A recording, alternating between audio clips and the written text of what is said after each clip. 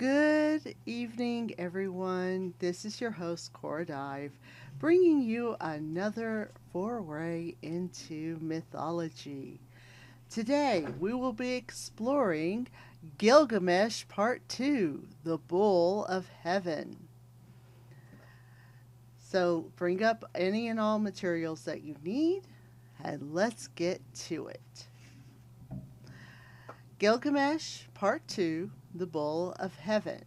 Our cast of characters: Gilgamesh, the warrior king of Uruk; Enkidu, a friend of Gilgamesh; Ninsun, the goddess mother of Gilgamesh; Shamash, the god of the sun; Humbaba, a giant forest guardian; Ishtar, the goddess of love and beauty; Anu, the father of the gods; and a bull, a supernatural beast. Now that we have the basics, let's get to it. No friends were closer than King Gilgamesh and the man Enkidu, who had once lived as a beast. As iron sharpens iron, their friendship had reshaped the king into a noble ruler, one who had earned the respect of his people. The two men were godlike in strength and appearance, and they spent their days in Gilgamesh's golden city of Uruk. Yet, when it seemed that nothing could mar their happiness, a cloud of gloom settled over them. Enkidu: I have everything a man could wish for, but I still feel dissatisfied. The gods have made me a king, yet something is still missing. The gods have given you the power to bind and to loose, to be the darkness and the light of mankind. They've given you unparalleled supremacy over the people. You have learned to honor the gods with this power. Thanks to me, I might add. So that's it. I rule over men and then die. It's a noble calling. Sometimes I sit and watch the bodies of the dead as they float down the Euphrates River, and I think that the same fate will one day be mine. If I fear anything, it's that. You too are mortal. Our days are numbered. Our lives are just a breath of wind. Everlasting life is not your destiny, but do not be sad at heart. Do not be grieved or oppressed. Gilgamesh smirked at his friend. You're one to talk. I've noticed you grieving lately. Your eyes are filled with tears. Are you missing that priestess who charmed you away from the wilderness? No. Then what is it? It is something you would not understand. Why not? We are as close as brothers. You know my sorrows. Tell me yours. Ever since I came here from the wilderness, I have been inactive, my strength fading away. Among the beasts I was strong, fierce, swift. Now I've lost almost all my animal skill. I'm nothing but a man, and a weakling. A weakling who can almost beat me at wrestling. Almost. See, I knew you wouldn't understand.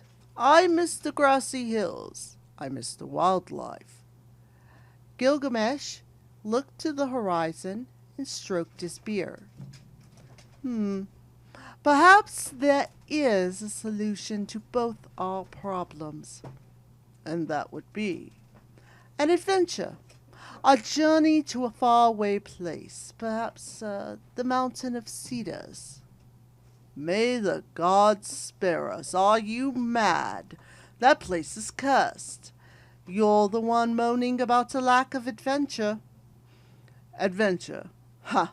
In my travels over the hills, I came to that forest once. Those cedars are guarded by the demon Humbaba. The more rumors of him fill the world. Humbaba is precisely why we should journey there. We will chop down his 7-acred cedars and slay him. Slay him. Impossible. He is a giant. His face is as fearsome as a lion, and he has teeth like a dragon's. His very breath is fire. You seek to dissuade me, but this gives me all the more reason to destroy him. We shall rid his land of evil. His forest is 30,000 square miles.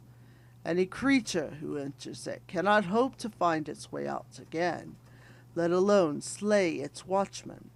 Besides, Humbaba has appointed guardian of that forest by the gods themselves. Would you incur their wrath too? If necessary, yes.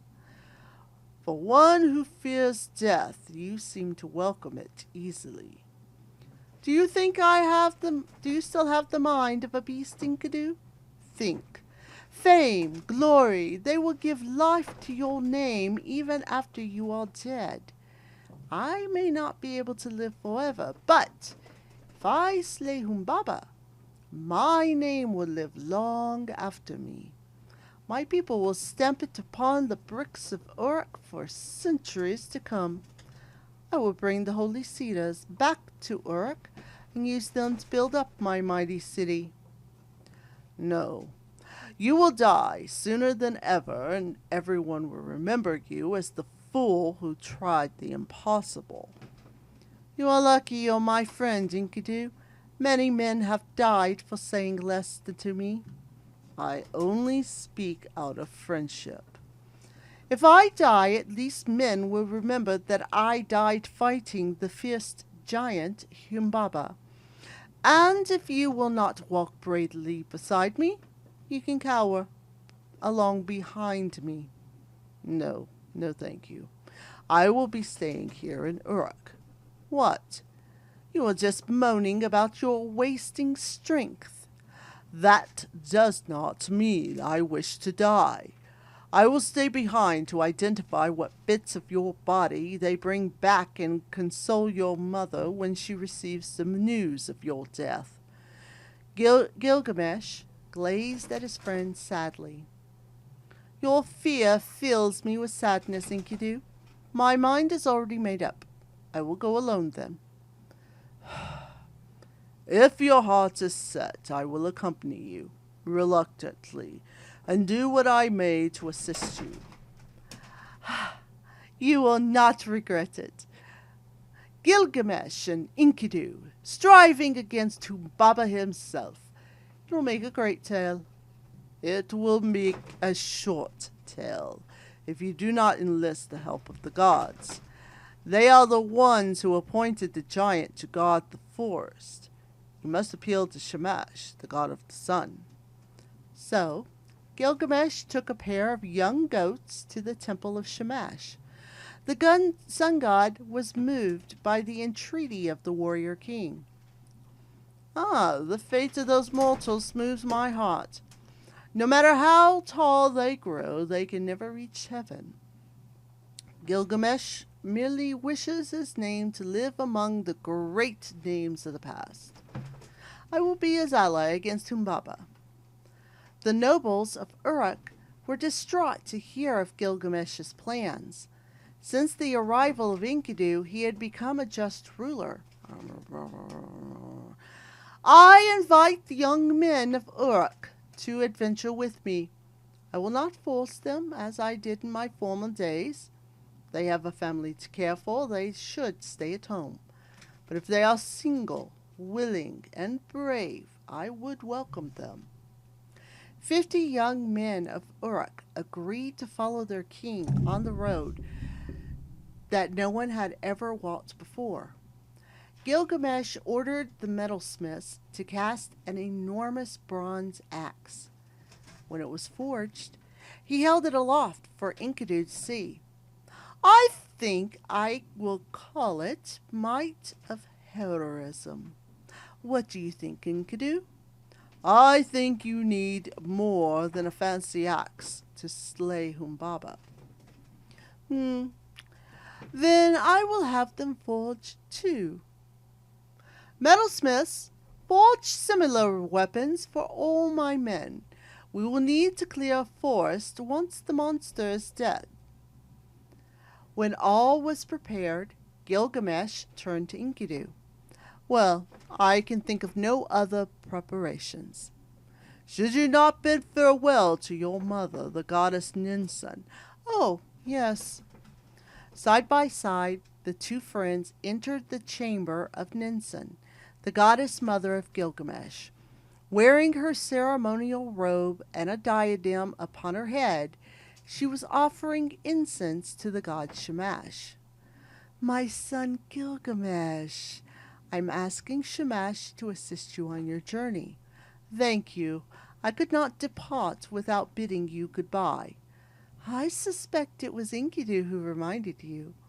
I am also asking Shamash why he gave me such a son like you, one with a restless heart. Must you go? I tried to tell him to stay, goddess. Gilgamesh, you would be wise to listen to your friend. Ha! You mean heed the advice of two women. I promise to protect him with my life, goddess.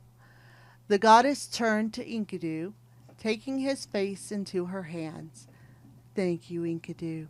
You are not my son by birth, but I adopt you as my own. Go with my blessing and return safely to Uruk. As the heroes departed Uruk, the people gathered by the gates and cheered their departure.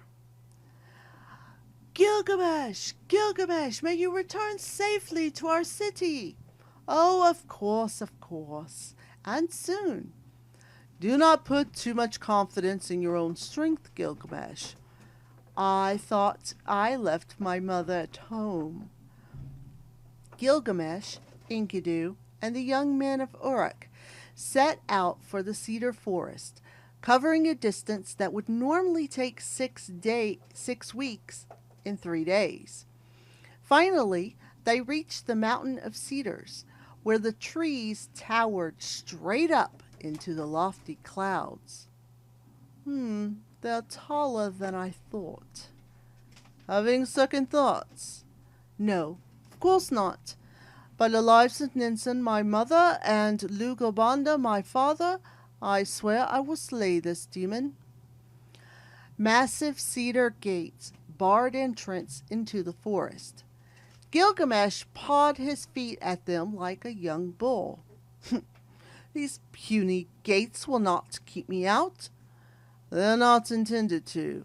They serve as a warning to anyone wise enough to listen. To enter is death. Sevenfold terrors lie within. To not enter is death too, just a longer wait. To die in this way is glory. Let us open these gates together. Very well. The two friends pushed upon the cedarwood gates, and they swung inward. An endless tree-lined path opened before them, leading into the dark heart of the forest. Growling out from deep in the darkness, a roar like the torrent of a storm washed over them. Gilgamesh, I can feel my weakness now more than ever. I used to have the strength of a wild animal.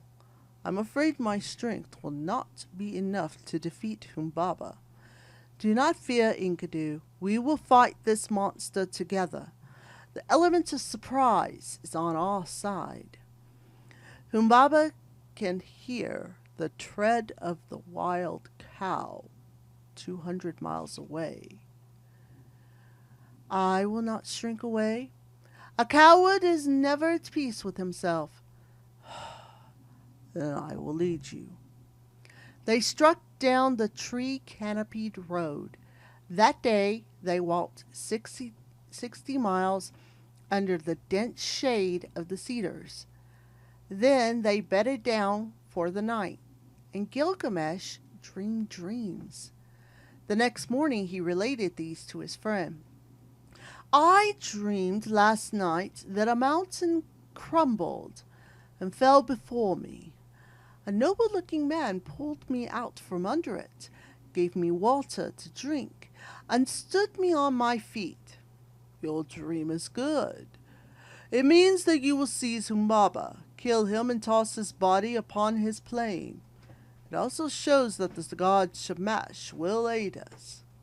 Then it is time we met this monster face to face. Gilgamesh buckled on his breastplate called the Voice of Heroes and unsheathed his axe.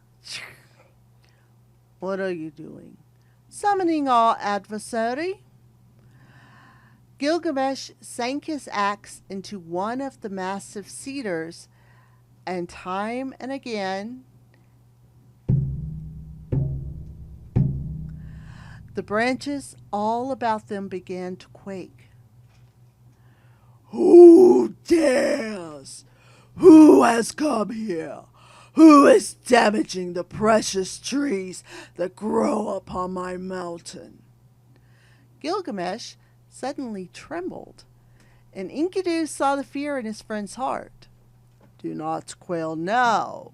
Remember why we made this journey. We fight together. When I go before you, I protect myself, but I also protect my friend. The unearthly roaring drew nearer and nearer through the trees. Who dares speak? Gilgamesh stood boldly, facing the darkness. It is I, Gilgamesh, the king of Uruk. I have chopped your trees. With a final stroke, he severed the mighty cedar, and it came creaking down to the ground. Fire appeared in the darkness behind it, the flame of Humbaba's breath. When the giant demon stepped forward from the gloom, he was nearly as tall as his trees, his limbs massive, and his teeth as sharp as a dragon's. Foolish mortal, prepare to die! Gilgamesh and Enkidu, each brandishing their axes, faced down the demon of the forest. Fight bravely, my friend! Roar! Gilgamesh leapt toward the giant, his axe cutting the air before him. But Humbaba was too swift. One swipe of his arm sent Gilgamesh crashing sideways through the cedar limbs. Enkidu, too, swung his weapon, but Humbaba's tail caught him and crushed him to the ground. Ha ha ha ha ha! Now the ground will run red with your blood. Just as Humbaba moved in for the kill, the surrounding trees began to whip from side to side, tossed by a mighty wind. Rolling his eyes upward in fright, the demon cowered. Leave me alone, Shamash. This is not your fight. This is my domain. The gods have placed me here as guardian. 8 winds, sent from Shamash, bore down upon Humbaba, crushed him to the ground, pinned him there. Now, Gilgamesh, strike to defeat this monster. Gilgamesh walked forward and pressed his axe blade against the helpless giant's neck, as gently as a kiss. I will chop you down your sacred cedars. I will use them to build myself a palace. Fine! Cut down my trees, build your house. Please, Gilgamesh, do not slay me. I swear by the heaven that I will be your loyal servant. Spare my life, and I will fight by your side. As he listened to these words, Gilgamesh began to feel pity for the blubbering giant. He moved his axe away from the monster's neck. No, Gilgamesh. He's a clever enemy. Don't listen to him. If you let him go, he will destroy you. Don't listen to him. He's jealous of me. He knows I will replace him. Let he be your partner in war, and we will conquer all your enemies. I will be a greater friend to you than Enkidu ever was." The demon's words seemed to have an intoxicating effect on Gilgamesh. "Gilgamesh, trust me, he is evil." "Is he? Listen to me, your true friend." "Silence, you dog. Gilgamesh will free me, and we will destroy you together." Ha ha ha ha. With a decisive blow, Gilgamesh brought his axe down upon Humbaba's neck. Enkidu, too, sliced, and the monster's head rolled free of his body. The forest around resounded with the sound of Humbaba's head hitting the earth.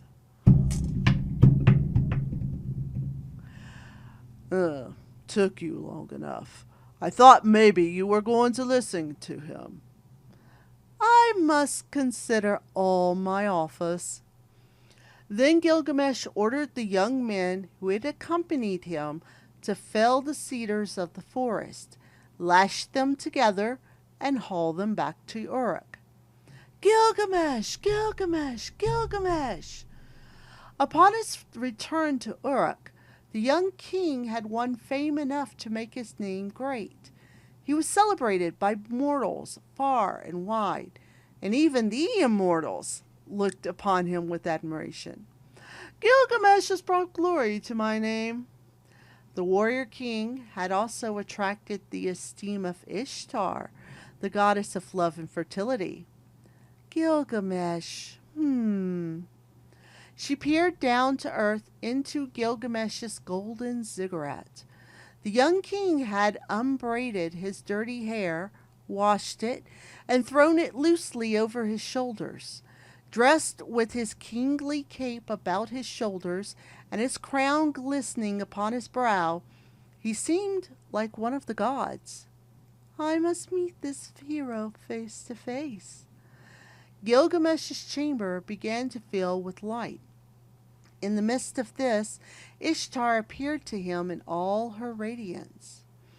Her beauty stung his eyes, and the king was taken breathless. "Speechless, I see. I have that effect on men." The goddess drew near him. "Let me make this simple for you, Gilgamesh. I've spied you from above, and I like what I see. You shall be my husband, and I'll be your wife."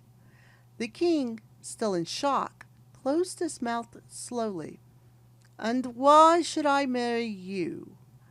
"You will have me. Who would need more than that? But I will also summon a jeweled chariot for you, pulled by storm demons. With me by your side, all the kings of earth will come to you and lay their treasures at your feet. Even the mountains and the plains will pay tribute to you. My beauty alone will make you more powerful than you ever dreamed." Although the king could not draw his eyes away from the glittering goddess, he said nothing. "Come now, your hesitation is cute but infuriating. No man has ever resisted me, and no man ever shall." "Goddess Ishtar, I am well aware of this. Men love you to their doom. You've harmed everyone you've ever loved. You turn your lovers into animals or destroy them through pain. Why would you not do the same to me?" The goddess's eyes narrowed to slits. "No mortal man can resist my beauty." "Then thank heaven that I am 2/3 God, for I see past your beauty. You are a beautiful palace that crushes the king trapped inside." Ishtar's anger blazed out. "You dare reject me? I'm the daughter of the all-powerful Anu. You shall regret this." Ishtar disappeared from his presence in a whirling wave of flame. She reappeared on a high before her immortal father Anu, father of the gods. Her face was stained with tears. "Father, father!" "What is it, daughter?" "Gilgamesh, that horrible pet of Shamash, has insulted me. I offered him my love, and he reminded me of all the wicked things I've done to those I've loved. He spoke the truth, didn't he? Well, yes, but I will not stand for it. So what if I turned a husband or two into a mole or a bear? They got my love too. That made it all worth it. They might say something different if they could still speak. Punish him, father. Grind him into the ground. Wipe out his kingdom. You started this quarrel by offering yourself to him. Why should I interfere? So you're against me too? Let me have revenge on Gilgamesh, or I'll break the bolts and smash the gates of the underworld. The dead shall rise to the world above and outnumber the living. I know you would carry through with such a threat. You're a horribly spoiled child. Yes, so spoil me again. Give me the bull of heaven, so that I might unleash it upon Gilgamesh. The bull of heaven? Too destructive. It would cause 7 years of famine in the land of Uruk if it were unleashed. So what? I will store up grain for the people to make enough grass grow for their beasts. Just let me end Gilgamesh's life. Very well. Above the city of Uruk, storm clouds were gathering, and flashes of fire could be seen within them. Gilgamesh summoned Enkidu to the walls of the city. Odd weather. I fear I've angered the goddess Ishtar. Her jealousy and hatred are unparalleled. You always had a way with women. The clouds above the city drew apart like a curtain, and a celestial form stood upon the storm banks, a stunning woman holding one end of a golden chain. Ah, Gilgamesh, the man too good for a goddess. For dishonoring me, I shall unleash the bull of heaven upon you and your people. No! A blazing ball of fire fell from the sky. When it impacted, the earth convulsed and opened in all directions. The crack extended through the city of Uruk, and hundreds of citizens fell into its darkness. Ah! Standing in the fallen flames was a massive bull, its eyes glowing with an otherworldly light. The bull opened its mouth, and a single blast of its breath caused all the crops to wither in the fields. Whoosh! To battle, Enkidu! Seizing up their weapons, Gilgamesh and Enkidu dashed toward the beast. The bull lowered its horns and pawed the earth, preparing for a charge. I will distract it. As the bull charged forward, Enkidu seized it by the horns. I have always heard you must take the bull by the horns. Oh! The heavenly bull foamed at the mouth and threw its head back from side to side, trying to shank Enkidu loose. It lashed at him with its whip-like tail, and gashes spread across his back. Ugh! Gilgamesh stood before the bellowing beast, his sword drawn. Leave him alone, you overgrown calf. It is my life you've come to claim. The glowing eyes of the bull turned toward the king, and it shook Enkidu loose from its horns. It bellowed and charged toward Gilgamesh, oh! Lowering its razor-sharp horns to strike. It might have ended the young king's life, but the beast suddenly drew up short. Oh! Enkidu had caught the bull by the tail and halted its charge. Its hooves pawed the earth madly. Now, Gilgamesh! Gilgamesh plunged his sword forward into the thickly muscled neck of the beast. Ow!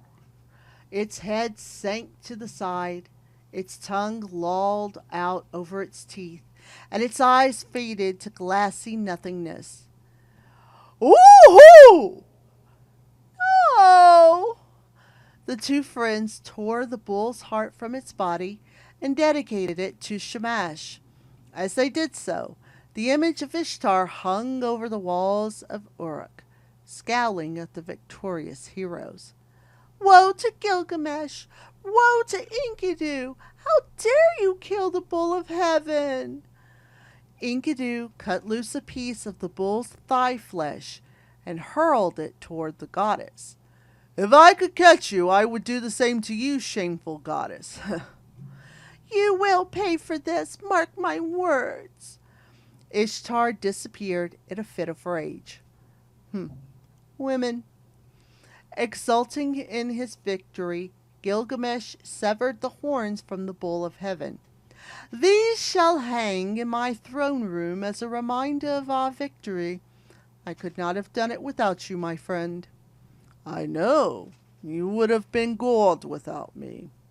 Well, technically I killed the bull after I distracted it. That evening, Gilgamesh had a grand celebration to honor their victory. In the morning, Enkidu came to him in distress. Gilgamesh could tell his friend was deeply shaken. I had a dream last night, Gilgamesh. You always have interpreted my dreams for me. Tell me yours. This one does not need much interpreting. In my dream, I heard the gods conferencing in heaven. They declared there must be a punishment for cutting down the sacred cedars and slaying the bull of heaven. I do not fear them. Shamash protects me. But what of me? I heard them say Gilgamesh will not die, but Enkidu should. What? No, that's just a dream. No, I feel it. It will come true. Gilgamesh looked suddenly pained. My brother, what would I do without you? It would surely be cruelty for the gods to spare me and punish you. Exactly. This must be the work of Ishtar. But I killed the bull of heaven. It was my idea to desecrate the sacred cedars. She has found a perfect way to wound me. Enkidu's face clouded with sudden emotion. Wound you? What about me? Why did I ever leave the grassy hills? I cursed that priestess who lured me away. Could have lived out my days as a beast perfectly contented. Then his face softened. That is what one voice in my heart says. While I hear another voice, it tells me that if I had never come to the city, I would have never met you, Gilgamesh, my brother, my friend. Death seems a small price to pay for such a good life. Enkidu took to bed, and his face grew sickly pale. His body shivered, and his limbs grew weak. Gilgamesh never left his side. This is my fault. When I think of what I would be if I had never met you, my friend, I owe you my life. How can I repay you? Live yours to the fullest. Enkidu's eyes grew far away. Now I see visions of death before me. A man with a dark face and the talons of an eagle claws at me. He's leading me down to the house of darkness and dust. I see those who dwell in eternal darkness with nothing to eat but clay and dust, clothed with wings like birds. Many world people are there, but they have their crowns no longer. Crowns are of no use in the house of darkness and dust. Gilgamesh's face was a ghastly mirror of his friends. Death is not the saddest part. It is knowing that I will not die an honorable death on the battlefield. The goddess has cursed me. Nonsense. All the people of Uruk will mourn you. All the beasts of the field will mourn you as well. No one will ever forget your bravery. I will not let them forget. Enkidu smiled. Thank you, my brother. Then Enkidu died, and Gilgamesh's heart overflowed with grief and loneliness. An evil demon has robbed me of my dearest friend. was like an axe by my side all the days of my life. Gilgamesh first roared over Enkidu like a mad lion, then wept over him like a lioness that had lost her cub. Back and forth before Enkidu's body he paced, tearing out his hair and ripping his clothing as if it were unclean. No, no! He called in the greatest craftsmen in Uruk, coppersmiths, goldsmiths, and engravers of every kind. My brother, Enkidu, must not be forgotten. Build a statue of him and decorate it with my greatest jewels. Then, in the midst of his despair, Gilgamesh's mind took a new course. He has died, yes, but perhaps death is not the end of this. Perhaps there is a path back to life from the house of darkness and dust. If it is, I, Gilgamesh, vow to find it. So Gilgamesh departed his shining city, letting his hair grow long and his clothes grow ragged. He was undertaking a new quest, alone, a desperate search for immortality.